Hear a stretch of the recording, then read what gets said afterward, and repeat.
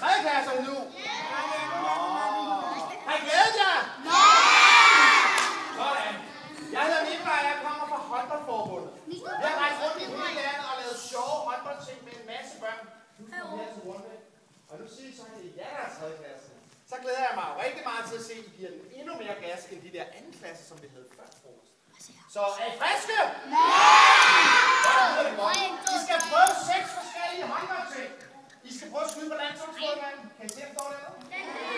Yes, ja lige.